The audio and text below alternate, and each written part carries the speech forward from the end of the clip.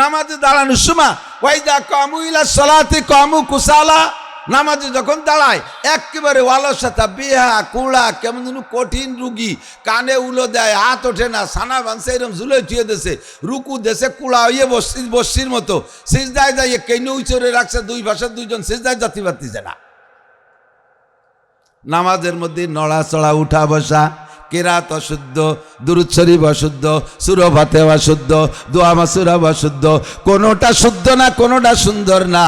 আল্লাহ পাক তোমাকে ওই সময় বলে দিয়েছে তোরা যেন মসজিদে দেখি না।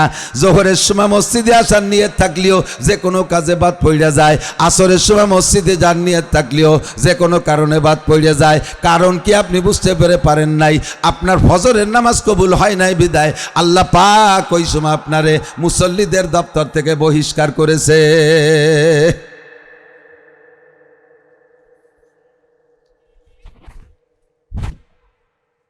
ব্যবসা গরম পড়ছে, তাই না?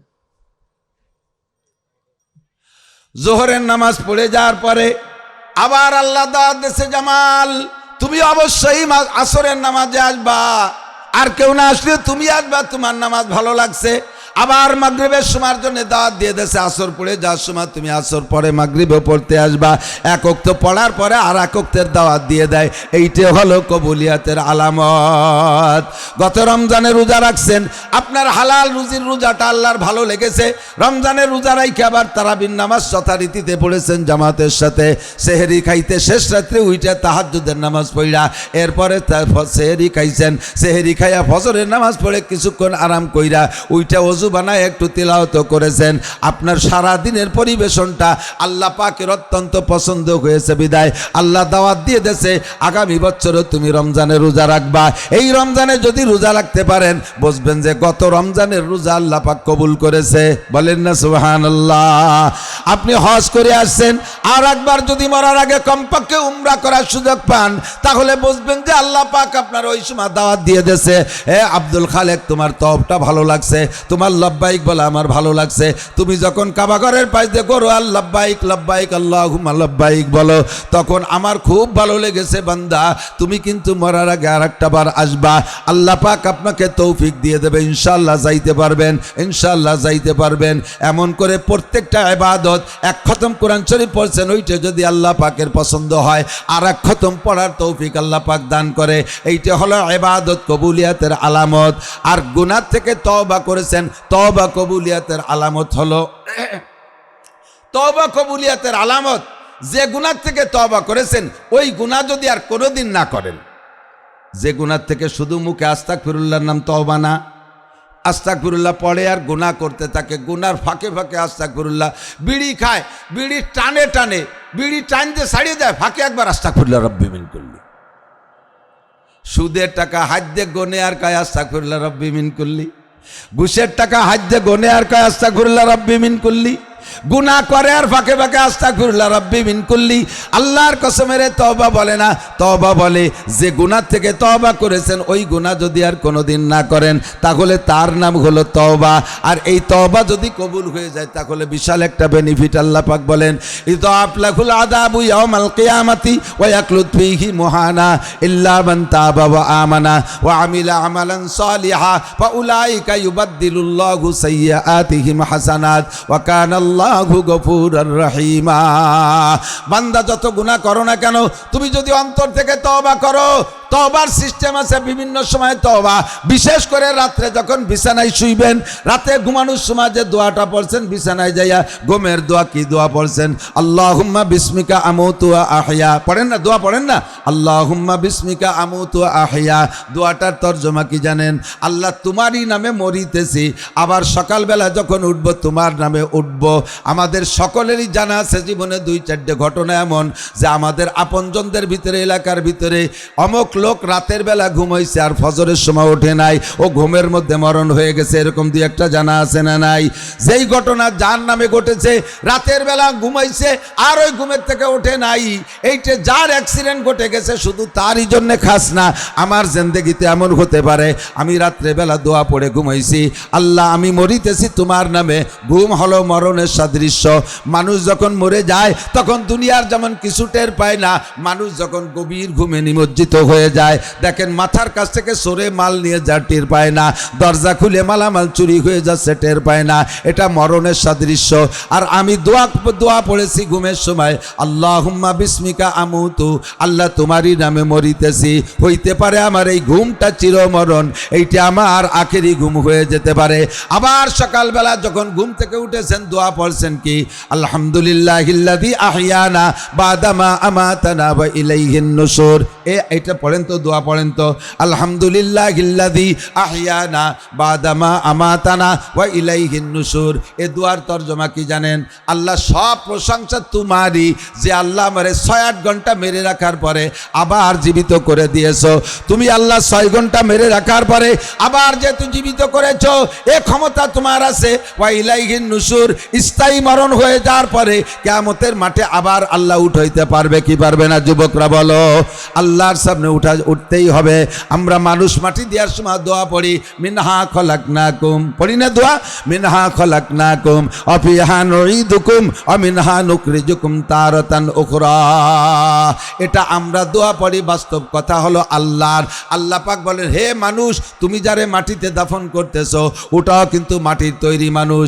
এখন তুমি জীবিত আছো, তোমারে কিন্তু আমি সোনায় দিয়ে বানাই নাই, তোমারে আমি রূপো দিয়ে বানাই নাই, হীরা কাঞ্চন দিয়ে বানাই নাই, তোমারও বানাইছি এই মাটি দিয়ে। মিনহা খলাকনাকুম ওয়া ফিহা নুঈদুকুম, আবার এই মাটির মধ্যে তোমাকে নেই ছাড়বো। তুমি যত তালা দালানের মাথায় বসবাস করো না কেন, ওখান থেকে সময় হলে তোমাকে মাটির নিচে টান দিয়ে নিয়েই আসবো। কতক্ষণ? আলা ইয়া সাকিনাল কসরিল মুআল্লা সাতুদফানু আন করিবিন ফিত তুরাবি গর ইমারত রাবরি বর আসমা আকে বাজেরে জমি গর দিনহা। যত তালা দালানের মাথায় বসবাস করেন না কেন, আপনাকে অবশেষে মাটির মধ্যে আসতেই হবে। আমার এলাকার যুবকরা লক্ষ্য করো, আরে মাটির ভিতরে যা পর্যন্ত যদি শেষ হয়ে যাইতো, তাহলে আমরা এত ওয়াজ করতাম না, নামাজের কথা বলতাম না, রোজার কথা বলতাম না, হালাল হারামের পরামর্শ দিতাম না, কোনো ওয়াজই করতাম না। বরঞ্চ আমিও বলতাম, চলো দোস্ত যাই, একটু আনন্দ করে আসি, একটু কক্সবাজার যাই, একটু কুয়াকাটা যাই, একটু সুন্দরবন করমজল যাই, চলো একটু জাফলং তামাবিল বর্ডার দেখে আসি, চলো একটু আনন্দ ফুর্তি করি, চলো বিশ্বের কোন কোন জায়গা নোংরা ক্লাব আছে একটু আনন্দ করে আসি, কোন কোন জায়গা ভালো হোটেল আছে একটু শয়তানি করার দরকার করে আসি, আসো আমরা একটা কনসার্ট করি, গানের আড্ডা করি, আসো যত প্রকার মদ আছে মিলেমিশে খাই। আমিও খাইতাম, আপনাদেরও পরামর্শ দিতাম। ওলামাই কেরাম এভাবে মঞ্চ তৈরি করে মাহফিল করতেন না, পীর মাশায়েখরা কোনো ওয়াজ নসিহত করতেন না, কারণ মরা পর্যন্ত শেষ, মরা পর্যন্ত শেষ। যদি শুধু মরা পর্যন্ত শেষ হইতো তাহলে এত কিছু আর বলতাম না। কিন্তু সমস্যা হলো মরা পর্যন্ত শেষ না।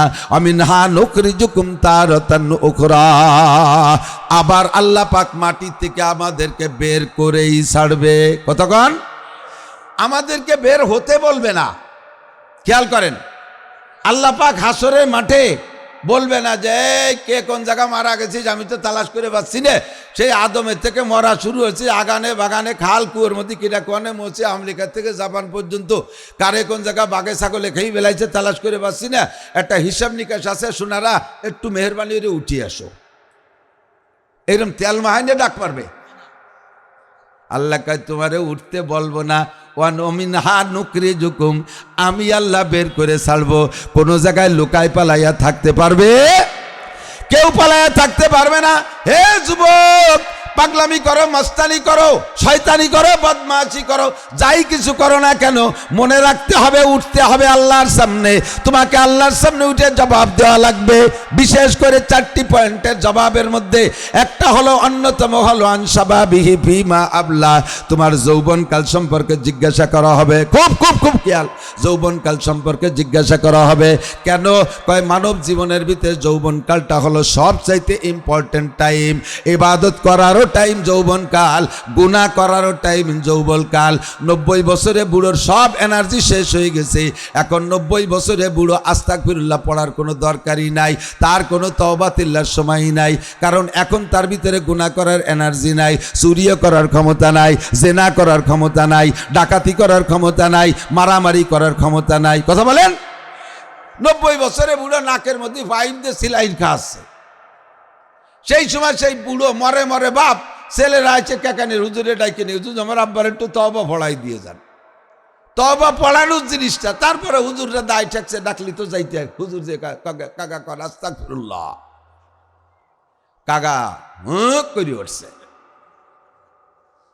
উনি মনে হচ্ছে কি যে কোনো জমি বেচবে নাকি, কোন ডাঙ্গার জমি,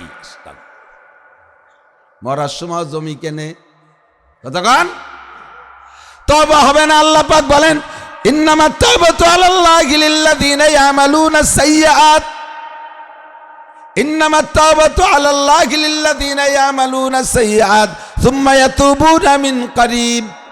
আল্লাহ পাক ওই ব্যক্তি তওবা কবুল করে যার ভিতরে গুনাহ করার এনার্জি আছে, আর আচানক ভুলক্রমে গুনাহ হয়েই গেছে। হতেই পারে গুনার জগতে গুনাহ হতেই পারে, যদি গুনাহ না হতে পারে তাহলে আল্লাহ পাক তওবা শিখাইতেন না। কথা বলেন ঠিক কি ঠিক না?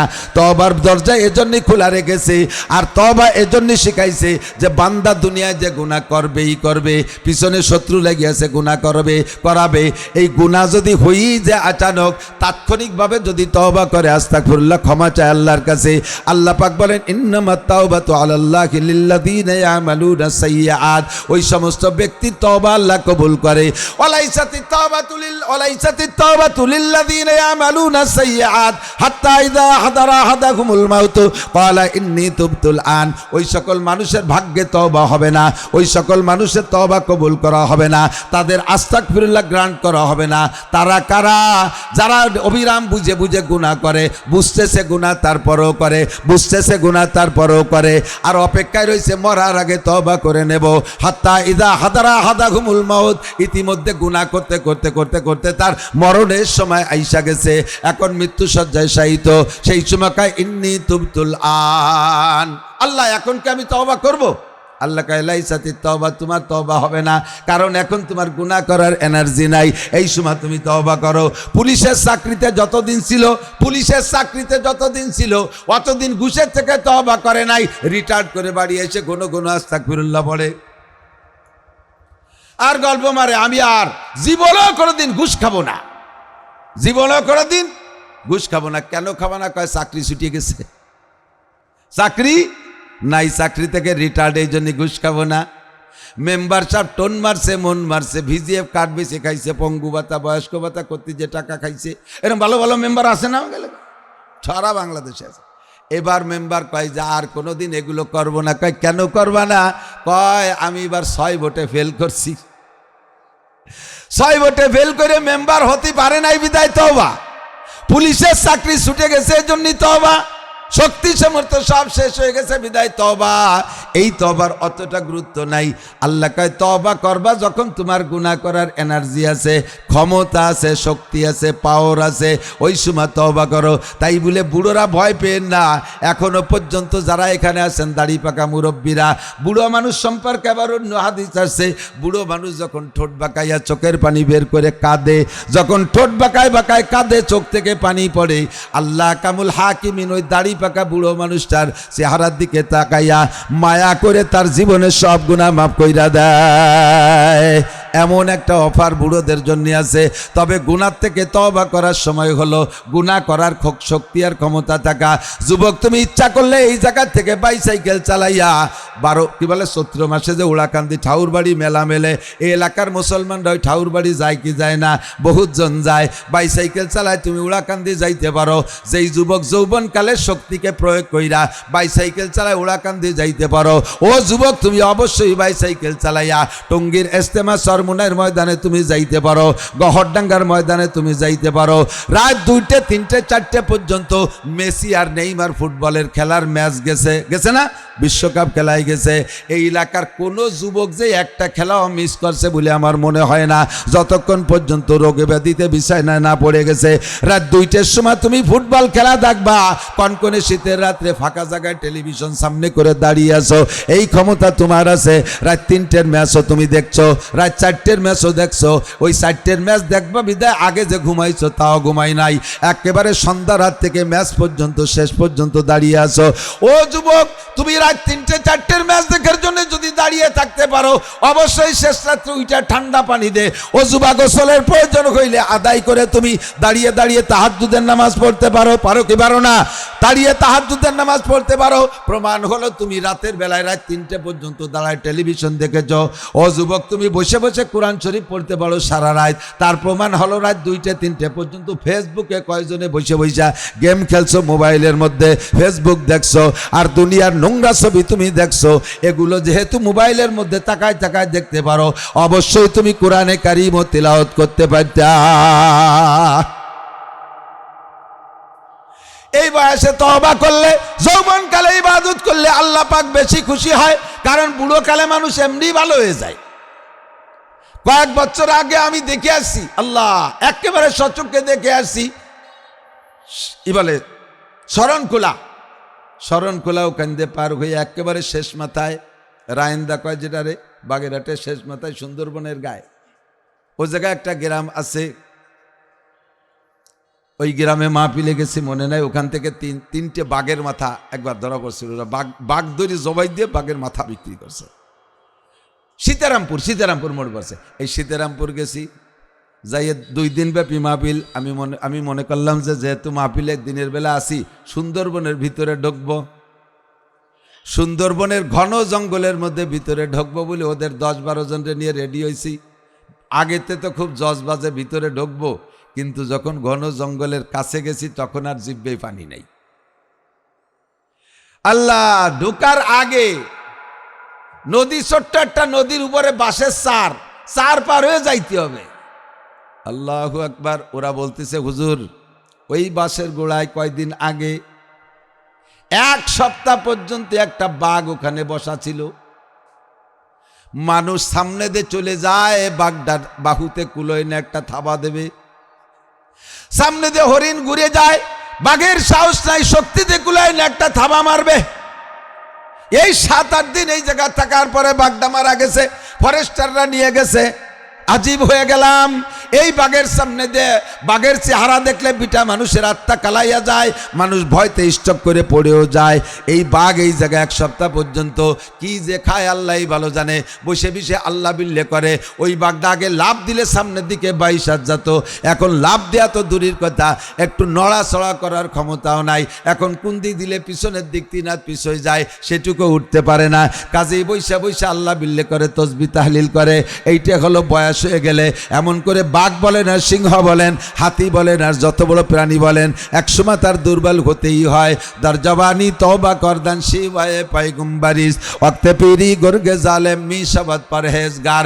যৌবনকালে ইবাদত করা নবীওয়ালা স্বভাব, আর বৃদ্ধ হয়ে গেলে রয়্যাল বেঙ্গল টাইগারও পীর সাহেবের কাছে মুরিদ হইতে বাধ্য হয়। ওই সময় থাকতে মুরিদ হইতে হবে। আমার এলাকার যুবকদের জন্য বিশেষ করে আমি টার্গেট করি, আজ থেকে 30 বছর আগে যে সমস্ত জিনিসের নাম আমরা শুনতাম না এলাকায়, এখন অ্যাভেলেবেল দেখতেছি। এই এলাকার যুবকদের চাইতে বেনামাজি যুবক খুব কমই আছে। আমাদের এলাকার যুবকরা বেনামাজি বেশি, আমাদের এলাকার যুবকরা গাঁজাখোর বেশি, কতক্ষণ অ্যাবাখোর বেশি, ফেন্সিডিল কর বেশি, পাড়ায় পাড়ায় ডিলার হয়ে গেছে। এ যুবক, যারা গাঁজা অ্যাবা ফেন্সিডিল খাও, আল্লাহকে বিশ্বাস করো, হাসে উড়াই দিও না, সেদ্রাই উড়াই দিও না, ধরা একদিন পড়বা। ওলামায়ে কেরাম আমরা সাক্ষী হব ইনশাআল্লাহ। ফাসাউফা তারা ইযান কাশাফাল গুবারো আফারাসুন তাহতা রিজলিকা আম হিমারো। অন্ধকার কেটে গেলে বুঝবা তুমি ঘোড়ার পিঠে বসা না গাধার পিঠে বসা। নবী পাক মেরাজের রাত্রে জাহান্নাম দেখতে গিয়েছিলেন। জাহান্নামের ভিতরে গিয়ে দেখে এক শ্রেণীর নারীদের হাতে হ্যান্ডকাপ দিয়া জাহান্নামের মধ্যে ঝুলানো আছে, নিচের থেকে আগুন দিয়ে তাদেরকে তাপ দিচ্ছে, তাদের সারা গা খসে খসে পড়তেছে গইলা গইলা। আর এই নারীরা পানি চাইছে আল্লাহর কাছে, ঠান্ডা পানি। আল্লাহ পাক তাদেরকে এমন ঠান্ডা পানি দিয়েছে, যেই ঠান্ডা পানি খেয়ে ভিতরটা পর্যন্ত জমাট বেঁধে গেছে। এবার চিৎকার মারতেছে, আল্লাহ চাইলাম তোমার কাছে পিপাসা নিবারণের জন্য ঠান্ডা পানি, এত ঠান্ডা তো চাই নেই, সহ্য করতে পারছি না। কাজেই রব্বানা আশরিবনা শাইয়্যাম মিন মাইন হামিম, আল্লাহ মেহেরবানি করে একটু গরম পানি দাও। 70 লক্ষ বছর পর্যন্ত চাইতে থাকবে, একবার চাইলেই গরম পানি পাবে না। 70 লক্ষ বছর পর্যন্ত গরম পানির জন্য চিৎকার মারতে মারতে সর্বপ্রথম যে গরম পানি দেবে এইটা পেয়ালায় করে গ্লাসে করে বালতিতে ভরে পান করতে দেবে না। সুব্বু ফাওকা রাসিহিম হামিম, এদের মাথায় গরম পানি ঢেলে দেবে। এই গরম পানি কোরআন শরীফের আয়াতের তর্জমা দোস্ত, এই গরম পানিতে সারাটা গা ফুসকা হইয়া ঠুসা পড়িয়া পুজে সম্পূর্ণ ভরপুর হয়ে যাবে। কিন্তু ভিতরে এখনো ঠান্ডা কাটে নাই, ভিতরে ঠান্ডার জন্য গরম পানি চেয়ে যাচ্ছে। রব্বানা আশরিবনা শাইয়্যাম মিন মাইন হামিম, আল্লাহ একটু গরম পানি পান করতে দাও। সুম্মা সুব্বু ফাওকা রাসিহিম হামিম, আবারও তাদের মাথায় গরম পানি ঢেলে দেবে। দ্বিতীয়বার গরম পানি ঢেলে দিলে এই গরম পানির তাপে শরীরের সমস্ত ফুসকাগুলো ফাইটা, এই ঠুসাগুলো ফাইটা ভিতরে যে পুষ ছিল ওই পুষগুলো একটা ড্রেন দিয়ে যাইয়া একটা গর্তের মধ্যে জমা হবে, একটা গর্তের মধ্যে জমা হবে। ওই গর্তের নিচে দিয়ে জাহান্নামের আগুন দিয়ে জাল দিতে দিতে দিতে দিতে এমন এমন হয়ে যাবে যেন সেই পুজের ভিতর দিয়ে আগুন বের হচ্ছে। ওদিকে তারা তো গরম পানি চেয়েই যাচ্ছে, তাদেরই গায়ের পানি, তাদেরই গায়ের পুজ এমনভাবে জাল দিয়া এরপরে তাদেরকে পেয়ালায় দেয়া হবে, ইশরাবু, ঠিক আছে এখন পান করো। যখন ওই পচা গরম পুজ পান করবে সঙ্গে সঙ্গে ভিতরে নারী বুড়ি সব পয়সা নারীদের সরঙ্গাতে বের হতে থাকবে। হুজুর বলেন আমি সচক্ষে দেখে আসছি নারীদের এই অবস্থা, হাত হ্যান্ডকাপ দিয়ে ঝুলানো, মাথায় গরম পানি ঢেলে দেওয়ার পরে এই পুজ তৈরি হয়েছে, এই পুজ তাদেরকে খাইতে দেওয়া হয়েছে। আর ওই পুজের কারণে নারী বুড়ি পয়সা সরঙ্গাতে লজ্জাস্থান দিয়ে বের হচ্ছে। আর এই লজ্জাস্থানে জিব্বা লাগাইয়া ওই পুজ জিব্বেদে চাইতে খাইতেছে এক শ্রেণীর পুরুষরা। হুজুর লজ্জায় চক্ষু বন্ধ করে পিছনের দিক তাকায় জিব্রাইলকে বললেন, জিব্রাইল মান হাউলাই ওমা শানুহুম, ও জিব্রাইল এরা কারা, এদের এই বিচারটা কেন হচ্ছে? জিব্রাইল বললেন, হুজুর আগে নারীদের পরিচয় নেন। হুন্না জুনাত কুল্লুহুন্না উম্মাতুক, এই সব মহিলারা আপনারই উম্মত, অন্য কোন নবীর উম্মতরা আপনাকে দেখানো হচ্ছে না, আপনারই উম্মত। এদের দোষ কি? কয় হুন্না জুনাত, এরা ব্যভিচারিণী নারী, পয়সার লোভে জিনা করেছে, আনন্দ ফুর্তিতে জিনা করেছে, দেহ ব্যবসা করে তারা বিভিন্নভাবে আনন্দ ফুর্তি করে পয়সা কামাই করেছে। এই সকল নারীদের বিচার, এরা তওবা করে মরে নাই, দুনিয়ার থেকে তওবা করে নাই। অ্যাক্সিডেন্ট হতেই পারে, সাথে তওবার দরজা খোলা আছে। জিন্দেগিতে অ্যাক্সিডেন্ট হতেই পারে, নফসে শয়তানের দোকায় পড়া, কিন্তু তওবা করলে আল্লাহ এই বিচারের থেকে মাফ করে দিবেন।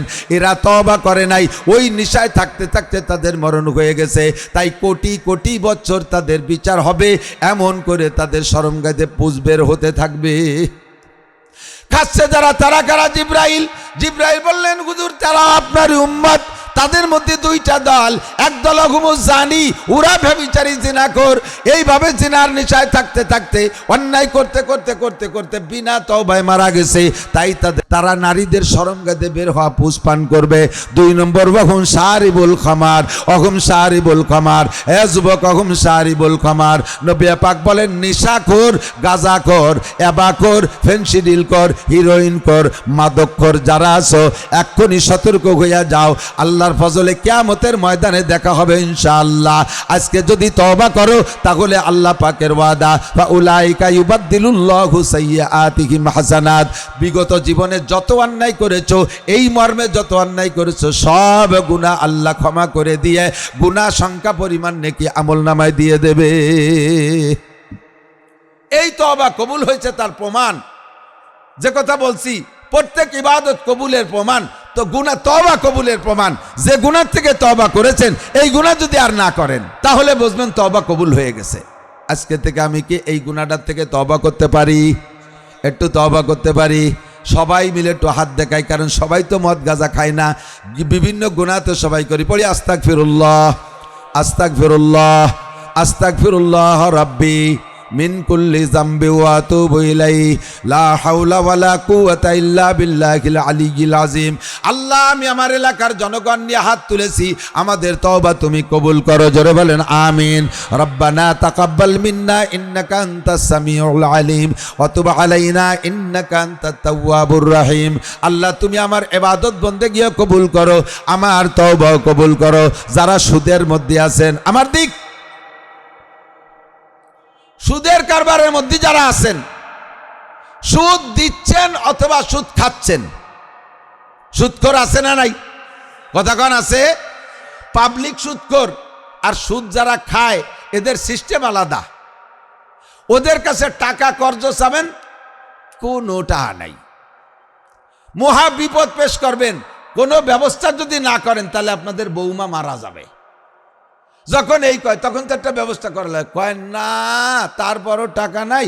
একজনের কয়টা টাকা থুয়ে গেছে, ওর আবার স্বভাব খারাপ, ও লাভ না দিলে দিতে নিষেধ করছে। সিস্টেম কি? উনার নিজের টাকা সুদের পর দেবে, শেষে সেভাবে কয় না। একজনের কয়টা টাকা আমার কাছে থুয়ে গেছে, তার আবার স্বভাব খারাপ, উনার স্বভাব খুব ভালো, উনি সাধ্য হাতে তুলি নাটি। মনে রাখবেন, ভালো করে মনে রাখবেন, কিয়ামতের ময়দানে যে জিজ্ঞাসাগুলো হবে স্বভাব। 2 নম্বর 3 নম্বর জিজ্ঞাসা আন মালিহি, মাল সম্পর্কে জিজ্ঞাসা করা হবে। মিন আইনা ইকতাসাবা ফিমা আনফাকা, কোত্থেকে কামাই করেছো, কোথায় খরচ করেছো। আপনি বলবেন আল্লাহ আমার ইনকামের মধ্যে কোনো সমস্যা নেই। তুমি শুনলে আশ্চর্য হয়ে যাবা, আল্লাহরে ভুলো বলা দিচ্ছে। কদি কিভাবে কামাই করেছে? শেষ রাত্রে উঠে তাহাজ্জুদ করছি, ফজর পর্যন্ত 12 তাসবিহ জিকির করছি, মুনাজাত করতে করতে আজান দিছে। ফজরের নামাজের সুন্নত ঘরে পড়া সুন্নত এখানে রুজু করেছিল, সেই থেকে আমি ঘরেই সুন্নত পড়ি এবং প্রথম রেখাতে কুলিয়া, দ্বিতীয় রেখাতে কুলহু, এই দিয়েই সুন্নত পড়ছি। এরপরে জামাতে নামাজ পড়ছি, জামাতে নামাজ পড়িয়ে বাড়ি চলে আসিনি, 2.5 ঘন্টা দাওয়াতের মেহনত করছি। এরপরে আবার সরমুনের হুজুরের কাছে মুরিদ ছিলাম, সেজন্য আধা ঘন্টা হুজুরের দেওয়া ওজিফা জিকির ও ফজরবাদ করছি। এরপরে ইশরাকের নামাজ পড়ে বাসায় আসি, আইসে দেখি যে বাসায় রান্না হয়ে গেছে। এক দস্তারখানে এক প্লেটে ফ্যামিলির 4 জন সদস্য সুন্নতি তরিকায় খানা খাইয়া রিক্সা খান, ভ্যান খান, অটো খান নিয়ে বেরোইছি। সারা দিন ভরে ভ্যান চালাইছি, রিক্সা চালাইছি, কাহারও কেউরে কষ্ট দিয়ে ধোকা দিয়ে পয়সা নেই। নামানোর পরে যে যা দেশে তারপর শুকর আদায় করছি। আর আজান হওয়ার পরে একটা প্যাডেল মারি নেই কোনো দিন। আজান হওয়ার সাথে সাথে ভ্যান, রিক্সা, অটো যা চালাইছি দাঁড় করে দিয়ে জামাতে নামাজ পড়ছি। এভাবে 5 ওয়াক্ত নামাজ, ঈশার নামাজ পড়িয়ে বাসায় আইসা নামাজ পড়িয়ে এরপরে সূরা ওয়াকিয়া আর সূরা মুলুক পড়ে রাতের খানা আবার সুন্নতি তরিকায় খাইয়ে এরপরে ঘুমাইছি। এই হলো আমার জীবনযাপন, ইনকামের পদ্ধতি এই ছিল। আল্লাহ ভ্যান চালাইয়া রক্ত পানি করা টাকা, বলো আমার এর মধ্যে কোনো সমস্যা আছে? আল্লাহকে ইনকামের ব্যাপারে golden A plus, thank you, okay, কোনো সমস্যা নাই। খরচ করছো কোথায় একটু পাও? কয় যে তো ভাবছিলাম যে তুমি ইনকাম শুনে থামিয়ে যাবো, আবার খরচের কথা শুনলে ওই জায়গায় একটু সমস্যা আছে। ওই শনিবারে ব্যারাকের কিস্তিতে টাকা কয়টা দিয়ে দিছি, গ্রামীণ ব্যাংকের কিস্তিতে টাকা কয়টা দিছি। আল্লাহকে ফিটি সালা বান্ধ। ইনকাম ভালো, খরচটা ভালো না। ইনকাম ভালো, খরচটা ভালো না। আমার কথা, মিনাই নাকতাসাবা ফিমা আনফাকা, কোত্থেকে কামাই করেছো, কোথায় খরচ করেছো। কামাই ভালো, খরচ ভালো না, এটাও তুমি অন্যায় করেছো। আর একজন কয় আল্লাহ আমারটা কব নাকি? কয় যাই তো কও যে তোমারটা কয়। আল্লাহ আমার খরচের কথা শুনলি তুমি আর অধিক চাবাই না। কদি তুমি কি খরচ করছো? কয় কি আল্লাহ জাকাত দিছি প্রত্যেক বছর পাই টু পাই হিসেব করে 1 টাকাও বাকি রেখিনি। কুরবানির সময় বড় বড় 4টে গরু কিনে জবই দিয়ে মাত্র 5 কেজি আমরা রান্না বান্না করে খাইছি, সব গ্রাম ঘুরে দান করে দিছি। সদকা ফিতরা রমজানের ভিতরে দিছি, এ হলো মালি জাকাত। 5 বার হজ করছি, 10 বার উমরা করছি। প্রত্যেক বছর তবলিগে নিসাবি চিল্লা দিছি, আর 1 সাল লাগাইছি একবারে। আর আমার টাকা দিয়ে 50 জনের বিদেশে তবলিগ করতে পাঠাইছি। দেশে যে কত দিছি তার ঠিক নাই। 10টা মসজিদ করছি, আর আমার পাশে বাড়ির পাশের মাদ্রাসায় তো ওয়াকাতরে দিছি। ফকির মিসকিন কেউ আসলি কোনোদিন তারে ফিরেই নেই। এভাবে সব করছি। বলো আল্লাহ আমার এই খরচটা কেমন হয়েছে? আল্লাহকে দারুণ খরচ করছিস। তুই এতটা খরচ করতে টাকা পালি কোন জায়গা? খরচটা তুই ভালোই করলি। শেষে কয় যে শেষবারে হজে গেলাম, ওই সময় যে কাবা ঘরের গিলাপ পাল্টাবে, তো তাকে তো টাকার অভাব নাই, তবুও সুযোগ পেয়ে 10 লাখ টাকা দিয়ে এসছি কাবা ঘরের গিলাপ। এত টাকা পালি কোন জায়গায়? তোর বেতন কত? বেতন 25,000 টাকা। বেতন 25,000 টাকা বেতনের পর এই যে খরচ করলি, এই টাকা পালি কোন জায়গা? ছেলে একটা ইনকাম ছিল, ওগুলো তোমার দেহার দরকার নেই। রাস্তায় দাঁড়াতাম, ট্রাকের সাথে মুসাফা করতাম, পকেটে তোতাম, একটু থানায় হালকা পাতলা দালালি করতাম, কোর্ট কাছারিতে কিছু দালালি ছিল।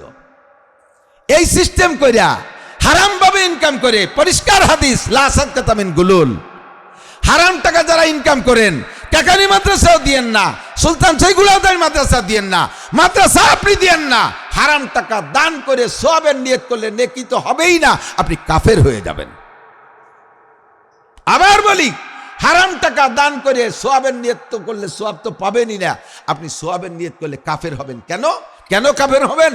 আল্লাহ রসুল বলেন, মা আমানা বিল কোরআনে মানিস্তাহাল্লা মাহারিমাহু, কোরআনে যাকে হারাম বলেছে, একটা হারামকে যদি আপনি হালাল মনে করেন, ধরে নেওয়া হবে গোটা কোরআনকে অস্বীকার করেন। আর কোরআনকে অস্বীকার করা মানে আল্লাহকে অস্বীকার করা, আর আল্লাহকে অস্বীকার করা মানে ওই লোকটা মোমেন না কাফের? একটু সবাই বলেন, মোমেন না কাফের? যে কোনো হারামকে হালাল মনে করা, তাতে ঈমান নষ্ট হইয়া যায়।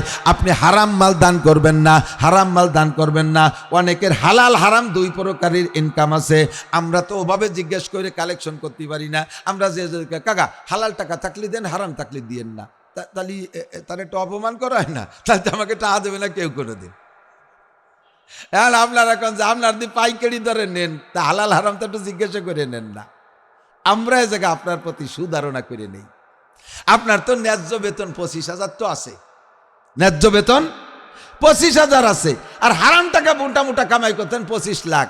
আমরা আপনার কালেকশন করি আপনার কাছ থেকে, আমরা ধরে নেই ওই হালাল 25,000-এর পদ্ধতিতে আমরা নিচ্ছি। আর যেটা হারাম কামাই করে সেটা আপনি করে বেড়াচ্ছেন। বাকি আপনার নগদ একবার চোখের সামনে। আমি এক পুলিশের কাছে কালেকশনে গেছিলাম, তো পুলিশের কাছে টাকা চাইছি, পকেটের থেকে এক বান্ডিল ধরে টাইনি বেরোইছে। বেরোনোর পরে দেখে কাছে, না হুজুর এটা দেওয়া যাবে না। ওটা আরে খুশিতে আর এক পকেটেতে বেরোচ্ছে, সেটাও দেখে না, এটা দেওয়া যাবে না। পরে আর এক পকেটের থেকে কিছুটা বেরোয়, কয় জি হুজুর এটা দেওয়া যাবে। আমি তো ঘটনা কি কয় যে হুজুর তা কোয়া যাবে না। তো কোয়া যাবে না যেন আমি বুঝে ফেলাইছি। হারাম টাকা কখনো দান করবেন না। আমাদের এলাকায় হারামখোর বহুত আছে, হারামখোর আছে না? হারামখোর যারা এই সুদে লেনদেন করে, সুদের সাথে কারবার, তাদের হাতে রমজান মাসে তাদের ইফতারি একটু মোটাসোটা হওয়াটাই স্বাভাবিক, একটু মোটাসোটা হওয়া স্বাভাবিক। আর কিছু হালাল বান্দা আছে যাদের ইনকাম হালাল আছে, তারাও মোটা পয়সা কামাই করে, তারাও খায় না তা না, একসাথে সবাইরে দোষারোপ করতেছি না। কিন্তু এই হারাম টাকা কামাই করে মোটা মোটা ইফতারির দাওয়াত দেয়, যাক ধরে সেদিন যাবেন। যদি জানেন যে তার আয়ের উৎস হালাল আর কিচ্ছু নাই, একমাত্র হারাম পন্থায় সে কামাই করে, তাহলে তার ইফতারি বয়কট করবেন, তার ইফতারি বয়কট করবেন। যে লোকটা সুদীয় সংস্থায় চাকরি করে, সুদীয় কারবারে চাকরি করে, সুদীয় সংস্থায় চাকরি করে, সুদের প্রতিষ্ঠানে চাকরি করে, ওই লোকটার বেতনের টাকা দিয়ে যদি কুরবানির ভাগী থাকে, ওই লোকটার বেতনের টাকা দিয়ে যদি কুরবানির ভাগী থাকে, তাহলে বাকি যে 6 ভাগী ছিল ওর একার কারণে পুরো 6 ভাগীর কুরবানি বাতিল। যদি তারা জানে যে ওর টাকা হারাম, জানি সুদে যদি দেয়, তাহলে হারাম তো হারামি, প্রতি এর বিনিময় কিছুই পাবে না। আর যদি না জানে এই 6 জন যে উনার টাকা হালাল না হারাম তা তো জানি না, কিন্তু উনি গোপনে হারাম টাকায় যে ভাগ রয়েছে এটা আপনারা 6 জন জানেন না, আপনাকে কুরবানি আপাতত বাতিল। কিয়ামতের ময়দানে ওই লোকের কাছ থেকে আপনাদের 6 জনের কুরবানির নেকি আদায় করে দেবে আল্লাহ। ওর অন্য যে নেকি কিছু আছে সেখান থেকে আপনারা পুরোই দেবে, বাকি আপনাদের কুরবানি বাতিল। বুঝে শুনে এই জন্যে ছোট দেন, একা দেন, একটা ছাগল দেন, বিশাল বড় গরু 4-5 জনে দিয়েছেন, কার টাকা হালাল কার টাকা হারাম তার কোনো খবর আপনার নাই, বাস এর ভিতরে সমস্যা হতে পারে। এই জন্য আপনি ছোট দেন, একা দেওয়ার চেষ্টা করেন। একটা গাই দেন, কে কি বলে মগলা একটা গাই দিয়েছে, আরে আমি আমার মগলা গাড়ির মধ্যে 30,000 টাকা, 30,000 টাকায় 100% হালাল, 100% হালাল। তুই ব্যাঙ্গাবি আর ব্যাকসাবি, ওতে আমার কিছু আসে যায় না। কথা কোন ঠিক কি ঠিক না? হালাল উপার্জন থেকে আমি সদকা করব। যা বলতে চাইছি সেটা হলো আন মালিহি মিনাইন ইকতাসাবা ফি মান ফাকা। সুদে কারবার যারা করতেছেন আজই তওবা করেন, আজই তওবা করেন। সুদে কারবারের মধ্যে যারা আছেন, দিচ্ছেন বা নিচ্ছেন, যদি তওবা না করেন তাহলে কয় প্রকারের গুনাহ জানেন? সুদের ভিতরে 70 প্রকার গুনাহ। নবী আলাইহিস সালাম বলেন, আর রিবা 70 জুজআ, সুদের 70টা স্তর আছে। ফাআলাহা, 1 নম্বর সবচেয়ে বড় সুদের 1 নম্বর গুনাহ হলো হারবুম বিল্লাহি ওয়া রাসূলিহি, আল্লাহ আল্লাহর রাসূলের সাথে যুদ্ধ করার গুনাহ। একজন মানুষ আল্লাহ আল্লাহর রাসূলের সাথে যুদ্ধ করার ক্ষমতা রাখি না। নমরুদ আল্লাহর সাথে যুদ্ধ করতে যে ব্যর্থ হয়েছে, ফিরাউন খোদাই দাবি করতে যে মার খেয়েছে, সাদ্দাত খোদাই দাবি করে মার খেয়েছে। আল্লাহর সাথে যুদ্ধ করে কেউ টিকতে পারে না, আমি আপনিও পারবো না। এক নম্বর গুনাহ হলো আল্লাহ আল্লাহ রসুলের সাথে যুদ্ধ করা। আর সবচাইতে ছোট্ট গুনাহ, আমার ভাই বন্ধুরা, আমার দেশের মানুষ একেবারে ইম্পর্টেন্ট কথা মনে রাখবেন, সবচাইতে ছোট্ট গুনাহ যেটা 70 নম্বরের ছোট গুনাহ, মাঝেরগুলো হাদিসের মধ্যে আসে নাই। সবচেয়ে বড়টা বললেন আল্লাহ আল্লাহ রসুলের সাথে যুদ্ধ করা। আর 70 নম্বরের ছোট গুনাহ সুদখোর এবং দাতা, সুদখোর এবং দাতা উভয়ের জন্য 70 নম্বরের ছোট্ট গুনাহ হলো আপন মায়ের সাথে জিনা করা।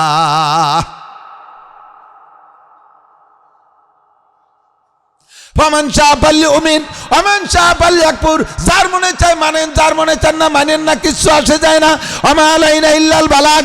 আপনারা আমার আপন, আমি আপনাদের আপন। কিয়ামতের ময়দানে বলবেন আল্লাহ, আমরা তো আমাদের হুজুরের বয়ান শুনতাম, বিদেশি হুজুর ছাড়া বয়ান শুনতাম না এমন না, আমাদের হুজুরের কথাও শুনতাম। অন্য জায়গার হুজুররা ভয়তে ভয়তে অনেক কথা বলতো না, আমাদের হুজুর যা বলতো তা তো শুনতাম। তাই আমি আপনাদের অভিযোগ থেকে বাঁচার জন্য আমার জিম্মাদারি আমি খালাস করে গেলাম। ওয়া মা আলাইনা ইল্লাল বালাগ। যার মনে চায় মানেন, যার মনে চায় না মানেন না। হারাম করে দোয়া কবুল হয় না।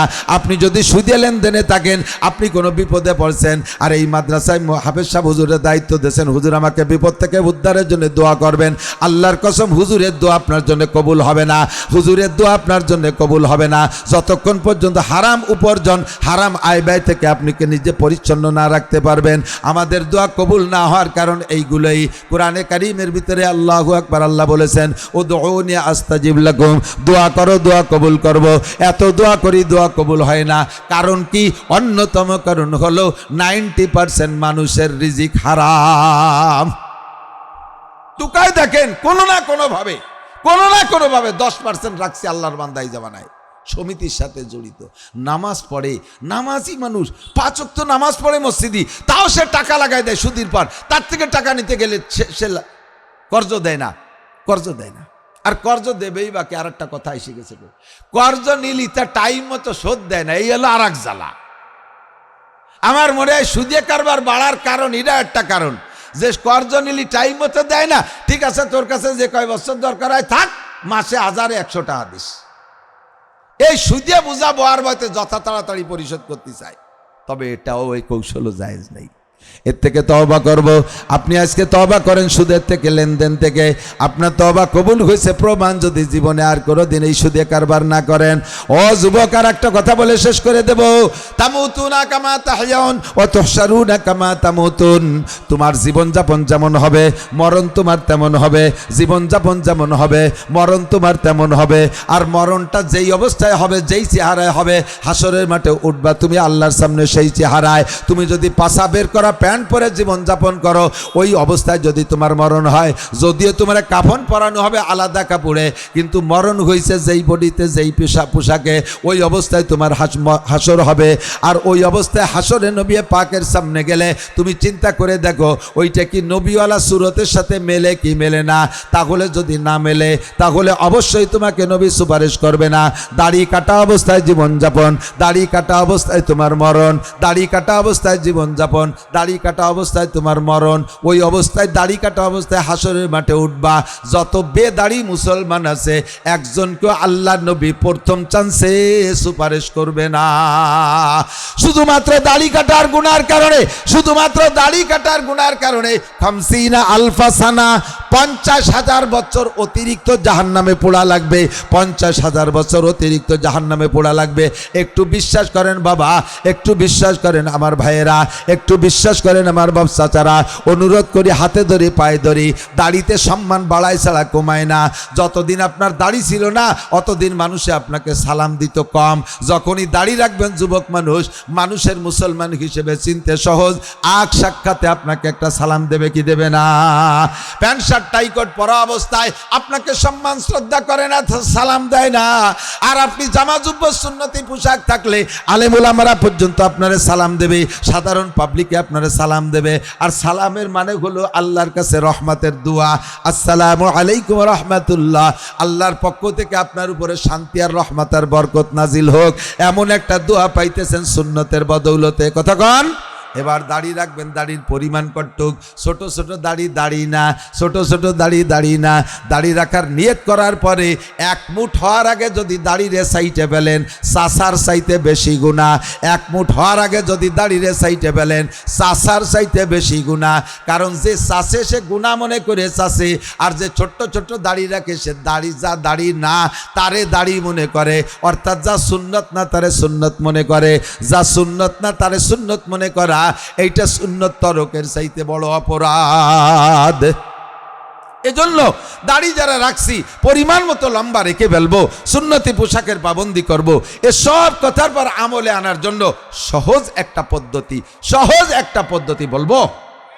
এইসব কথা এক রাত্রে শুনছেন, আমারও বলতে ভালো লাগতেছে, নিজেদের মানুষ শুনতে আপনাদের ভালো লাগতেছে, ভালো লাগা পর্যন্ত শেষ করা যাবে না, এটারে আমলে আনতে হবে। এবার এগুলো সব ডায়াগনোসিস করলাম, এবার ডিসপেন্সারি চিনেই দিয়ে ওষুধ কিনে খাবেন আপনি। ডিসপেন্সারি কি? দুইটা কথা মনে রাখবেন। একটা হলো হক্কানি, কোনো হক্কানি রব্বানি আমলওয়ালা কোনো পীরের সাথে সম্পর্ক রাখা। কোন হক্কানি পীরের সোহবাতে থাকলে, হুজুরের সাথে যাতায়াত থাকলে, হুজুর আপনাকে মাঝে মাঝে দেখবে, আর দেখে কোনো জায়গা তুলবে, আমি তোমার মাথায় টুপি নাই কা, আমি তোমার মাথায় চুল ওরকম কা, তোমার দাড়ি ওরকম জেলন স্কিন দাড়ির মতো দাড়ি কা, তোমার চুল ওরকম মেসি নেইমারের মতো চুল কা। হুজুর লুকমা দেবে, সাথে সাথে ভয়তে হলেও আপনার পরিবর্তন আসবে। আর উস্তাদের ভয়তে আমলে আসলে এই ভয়টা একদিন আল্লাহর সাথে সম্পৃক্ত হয়ে যায়। কতক্ষণ? এজন্য কোনো হক্কানি রব্বানি আমলওয়ালা পীরের সাথে সোহবত রাখা। আমাদের এলাকায় অনেক সহি পীর আছে, তার ভিতরে আন্তর্জাতিকভাবে প্রসিদ্ধ চরমুনার হুজুররা। চরমুনার হযরতদের কাছে বায়াত হইলে একটা গুণ পাবলিকের, সেটা হলো কমপক্ষে বাহ্যিক আমলের পরিবর্তনটা আসে। আর বাহ্যিক অবস্থা পরিবর্তন হলে ধীরে ধীরে ভিতরটা আল্লাহ তাআলা পরিবর্তন করে দিতে পারে। পারে কি পারে না? আল্লাহু আকবার। এই জন্য আমার টুপি দাড়ি পাগড়ি জুব্বার আমলটা আসবে ইনশাআল্লাহ একজন হক্কানি পীরের সাথে সোহবত। 2 নম্বর হলো দাওয়াত ও তবলিগের মেহনত। পীরের কাছে মুরিদ হইলে তবলিগ করা যায় না এমন না, চরমুনাই গেলে সেখান থেকে আইসে তবলিগে যাওয়া যায় না এরকম না। বরঞ্চ কথা বলবো, যদি কোনো পীর বলে তবলিগে যাবা না, তাহলে ওই পীরের কাছেই যাবেন না। কোন পীর যদি তবলিগের এগেনস্টে কথা বলে, ওই পীর ও ভণ্ড, ওই পীরের কাছে যাবেন না। তবলিগরে সারা পৃথিবীর সমস্ত হক্কানি রব্বানি ওলামায়ে কেরাম সমর্থন করেছে, সারা বিশ্বের সমস্ত বড় আলেমরা তবলিগরে সমর্থন করে। দেওবন্দ, পাকিস্তান, নিউটন, করাচি, দারুল উলুম করাচি, এরপরে ভারতের ভিতরে বিশাল বিশাল মাদ্রাসা, আমাদের বাংলাদেশ হাটাজারি, পটিয়া, বাবুনগর, জিরি, নাজিরাট, লালবাগ, মালিবাগ, যাত্রাবাড়ি, গড়ডাঙ্গা, যত মাদ্রাসা, সব মাদ্রাসার হুজুররা তবলিগ পছন্দ করে। যদি কোনো পীর তবলিগের বিপক্ষে কথা বলে, বুঝবেন যে ওইটা ভণ্ড পীর। আর যেই পীরের কাছে মুরিদ হওয়ার পরে পীর সাহেব তবলিগি যেতে বলে, পীর সাহেবের সবকগুলো যথাযথ পালন করবেন। আর তবলিগি যাইয়া আমলগুলো একটু প্র্যাকটিসে আনতে সহজ হয়, প্র্যাকটিস হয়, ওর মধ্যে গেলে প্র্যাকটিস হয়, সরাসরি আমলের প্রশিক্ষণ দেয়। আল্লাহ পাক রব্বুল আলামিন আমাদের সকলকে সহি তরিকায় চলার জন্য আমাদেরকে আল্লাহ তাআলা তৌফিক দান করে। সবাই বলেন আমিন।